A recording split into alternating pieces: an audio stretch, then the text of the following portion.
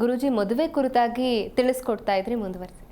ಈಗ ಇಲ್ಲಿ ಈ ಹುಡುಗಿ ಪಾಪ ಓದಿದೆ. ಹೌದು.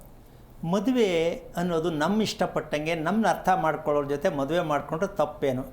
ಪ್ರಶ್ನೆ ಅದು, ಎಕ್ಸ್ಟ್ರಾರ್ಡಿನರಿ ಪ್ರಶ್ನೆ. ಎಲ್ರಿಗೂ ಅದೇ ಇರೋದು. ಹೌದು.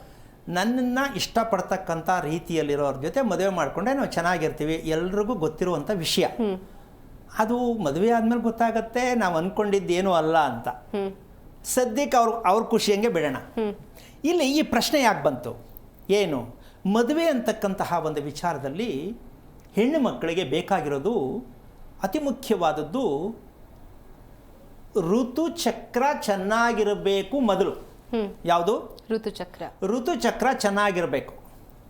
ಈ ಋತುಚಕ್ರ ಚೆನ್ನಾಗಿರಬೇಕು ಯಾಕೆ ಅಂತಂದರೆ, ಮನಸ್ಸು ತೃಪ್ತಿಕರವಾಗಿರಬೇಕು, ಖುಷಿಯಾಗಿರಬೇಕು, ಆರೋಗ್ಯವಾಗಿರಬೇಕು. ಅಂದರೆ ಹೆಣ್ಣು ಮಗುವಿಗೆ 5 ವರ್ಷಕ್ಕೆ ಫಸ್ಟು ನಾವು ಫೌಂಡೇಶನ್ ಹಾಕಬೇಕು. ಎಷ್ಟು ವರ್ಷಕ್ಕೆ? 5 ವರ್ಷ. 5 ವರ್ಷಕ್ಕೆ ಆ ಮಗು ಮಾಡುವ ಊಟ, ಆಡುವ ಉಸಿರು ಇದೆರಡು ಕರೆಕ್ಟ್ ಇದೆಯಾ, ಮಗು ಕರೆಕ್ಟಾಗಿ ನೇರವಾಗಿ ಕುತ್ಕೊಳ್ಳುತ್ತಾ, ಇದನ್ನು ತಂದೆ ತಾಯಿ ಗಮನಿಸಬೇಕು. 5 ವರ್ಷಕ್ಕೆ 5 ರಿಂದ 8 ವರ್ಷದೊಳಗಡೆ ಆ ಮಗುನ ರಿಪೇರಿ ಮಾಡಬೇಕು.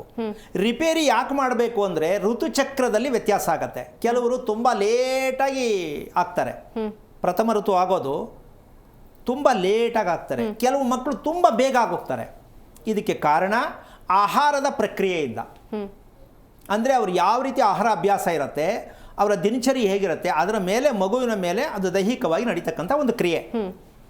ಇದು ಎಲ್ಲಿಗೆ ಹೋಗುತ್ತೆ ಅಂದರೆ, ಋತುಚಕ್ರದ ಸತ್ಯವನ್ನು ತಿಳ್ಕೊಳ್ಳಿಲ್ಲ ಅಂದರೆ ಕೊನೆಯಲ್ಲಿ ಮದುವೆ ಆಗ್ತಕ್ಕಂತಹ ಒಂದು ಲೆಕ್ಕಾಚಾರಕ್ಕೆ ಬಂದಾಗ ಗರ್ಭದಾನ ಅಂತ ಬರುತ್ತೆ. ಏನು? ಗರ್ಭದಾನ ಅಂದರೆ ನಾವು ಹೇಳ್ತೀವಲ್ಲ ಫಸ್ಟ್ ನೈಟ್ ಅಂತ. ಅಲ್ಲಿ ನಾವು ಎಡುತ್ತಾ ಇರೋದು.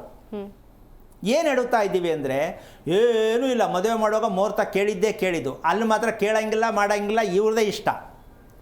ಯಾಕದು ಏನು ಮಾಡಬೇಕಿತ್ತಲ್ಲಿ ಅಂದರೆ, ಇದನ್ನು ಹೇಳಿದ್ರೆ ಎಂಥವ್ರಿಗೂ ಕೂಡ ಬೇಜಾರಾಗತ್ತೆ. ಏನು ಇದೆಲ್ಲ ಆಗೋಕ್ಕೆ ಸಾಧ್ಯನಾ? ಇದು ಹೆಣ್ಣು ಗಂಡಿನ ಮೊದಲನೆಯ ಪ್ರಥಮವಾಗ್ತಕ್ಕಂತಹ ಒಂದು ವ್ರತ, ಹೆಣ್ಣು ಗಂಡಿನ ಸಂಯೋಗದ ಒಂದು ಪ್ರಥಮ ವ್ರತ ಅದು. ಹೌದಾ? ಈಗ ಇಲ್ಲಿ ಹೆಣ್ಣು ಗಂಡಿಗೆ ಏನು ಮಾಡಬೇಕಿತ್ತು ಮುಂಚೆ ಅಂದರೆ, ಮನಸ್ಸು ಮತ್ತು ದೇಹವನ್ನು ಒಂದು ಸಂಯೋಗ ಮಾಡ್ತಕ್ಕಂಥ ಅಭ್ಯಾಸ ಹೆಣ್ಣಿಗೂ ಗಂಡಿಗೂ ಬಂದಿರಬೇಕು. ದೇಹ ಮನಸ್ಸು ಒಂದು ಮಾಡ್ಕೊಳ್ಳೋ ಸಂಯೋಗ ಮಾಡ್ತಕ್ಕಂಥ ಅಭ್ಯಾಸ ಮೊದಲು ಹೆಣ್ಣು ಗಂಡಿಗೆ ಬಂದಿರಬೇಕು. ಅವರು ಮದುವೆಗೆ ರೆಡಿ ಇದ್ದಾರೆ ಅಂತ ಅರ್ಥ. ಅರ್ಥ ಆಯ್ತಾ ಹೇಳಿದ್ದು?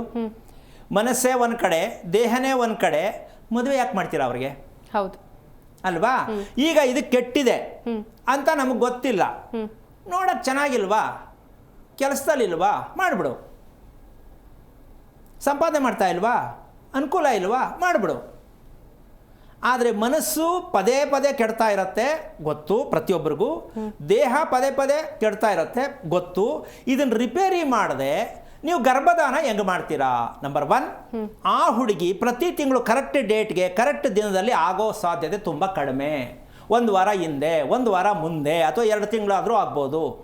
ಈ ವ್ಯತ್ಯಾಸಗಳು, ಋತು ವ್ಯತ್ಯಾಸ ಆದ ಹೆಣ್ಣು ಮಕ್ಕಳಿಗೆ ಮದುವೆ ಸೂಟಬಲ್ ಅಲ್ಲ ಅಂತ ಡಿಸೈಡ್ ಮಾಡಬೇಕು. ಕರೆಕ್ಟಾಗಿ 27 ದಿನಕ್ಕೆ ಆ ಹೆಣ್ಣು ಋತುಮತಿ ಆಗ್ತಕ್ಕಂಥ ಅಭ್ಯಾಸ ಇದ್ದಾಗ ಆ ಹೆಣ್ಣಿನ ದೇಹ ಸ್ಥಿತಿ ಚೆನ್ನಾಗಿದೆ, ಆಹಾರ ಪ್ರಕ್ರಿಯೆ ಚೆನ್ನಾಗಿದೆ, ನಿದ್ದೆ ಸಮಯ ಚೆನ್ನಾಗಿದೆ ಅಂದಾಗ ಕರೆಕ್ಟ್ 27 ದಿನಕ್ಕೆ ಆಗತ್ತೆ. ಆ ಮಗು ಆರೋಗ್ಯ ಚೆನ್ನಾಗಿರುತ್ತೆ ಆ ಹೆಣ್ಣು ಮಗುಗೆ. ಇದು ಮದುವೆಗೆ ಸೂಟಬಲ್ ಪರ್ಸನ್. ಇದನ್ನೆಲ್ಲ ಮುಚ್ಚಾಕಿ ಮೆಡಿಸಿನ್ ಕೊಡಿಸು, ಮಾತ್ರೆ ನುಂಗಿಸಿ ಅದನ್ನು ಮುಚ್ಚಾಕಿ ಮದುವೆ ಮಾಡಿಬಿಡ್ತಾರೆ. ಹೌದು. ಈಗ ಅದು ಕೆಟ್ಟ ಮೇಲೆ ಆ ಹೆಣ್ಣಿನ ಆರೋಗ್ಯ ಸ್ಥಿತಿ ಯಾವ ಮಟ್ಟಕ್ಕೆ ಹೋಗಿರುತ್ತೆ ಸ್ವಲ್ಪ ಯೋಚನೆ ಮಾಡು. ಅಲ್ಲಿ ಫೇಲ್ ಆಯಿತು. ಅದಾದ ಮೇಲೆ ಗರ್ಭೋತ್ಪತ್ತಿ ಅಂದರೆ ಒಂದು ಮಗುವನ್ನು ಪಡ್ಕೊಳ್ಳುವಂಥ ರೀತಿಗೆ ಗರ್ಭ ಉತ್ಪತ್ತಿ ಆಗ್ತಕ್ಕಂಥ ವಿಚಾರ ಆ ಹೆಣ್ಣಲ್ಲಿ ನಡಿಬೇಕಾದದ್ದು. ಆಮೇಲೆ ಗರ್ಭ ಕ್ರಿಯೆ, ಗರ್ಭವನ್ನು ಧರಿಸ್ಬೇಕಾದ್ರೆ ನನ್ನ ಪ್ರಯತ್ನ ಏನಾಗಿರಬೇಕು ಅಂತ ಹೆಣ್ಣಿಗೆ ಗೊತ್ತಿರಬೇಕು. ಅಂದರೆ ಏನು ಕ್ಲಾರಿಟಿ ಇರಬೇಕು ನನ್ನಲ್ಲಿ. ಇದೆಲ್ಲವೂ ಗೊತ್ತಿಲ್ಲದ ರೀತಿಯಲ್ಲಿ ಹುಡುಗಿಗೆ ಮದುವೆ ಮಾಡಿಬಿಟ್ಟು ಕೊನೆಯಲ್ಲಿ ಗರ್ಭದಾನಕ್ಕೆ ಅಂತಕ್ಕಂಥ ವಿಚಾರಕ್ಕೆ ಹೋದಾಗ ಅದನ್ನು ಕೇಳಿಸ್ಕೊಳ್ಳೋಕ್ಕೆ ದಯವಿಟ್ಟು ಬೇಜಾರು ಯಾರೂ ಮಾಡ್ಕೋಬಾರ್ದು. ತಿಳ್ಕೊಳ್ಳಿ, ಬಿಟ್ಟರೆ ಬಿಡಿ. ಕರೆಕ್ಟ್ ರೀತಿಯಲ್ಲಿ ಹೆಣ್ಣು ಗಂಡಿನ ಸಂಯೋಗ ಆಗ್ತಕ್ಕಂಥ ಸಮಯ ಬೆಳಗಿನ 3 ರಿಂದ 3:30. ಬೆಳಗಿನ 3 ರಿಂದ 3:30 ಸಮಯದಲ್ಲಿ ಹೆಣ್ಣು ಗಂಡಿನ ಸಂಯೋಗ ಆಗುವಂಥ ಅರ್ಧ ಗಂಟೆ ಸಮಯ ಮಾತ್ರ. ಅಲ್ಲಿವರೆಗೂ ಆ ಹೆಣ್ಣುಗೊಂಡಿಗೆ ವ್ರತವನ್ನು ಅನುಸರಿಸ್ತಕ್ಕಂತಹ ದೇಹ ಶುದ್ಧಿ ಮಾಡ್ತಕ್ಕಂತಹ ಭುವನೇಶ್ವರಿ ಶಾಂತಿ ಅಂತ ಬರುತ್ತೆ. ಅದು ನೀವು ಮಾಡಿ ಅಂತ ನಾನು ಹೇಳ್ತಾ ಇಲ್ಲ, ತಿಳ್ಕೊಳ್ಳೋ ಪ್ರಯತ್ನ ಮಾಡಿ, ಮಾಡೋರು ಮಾಡಿ.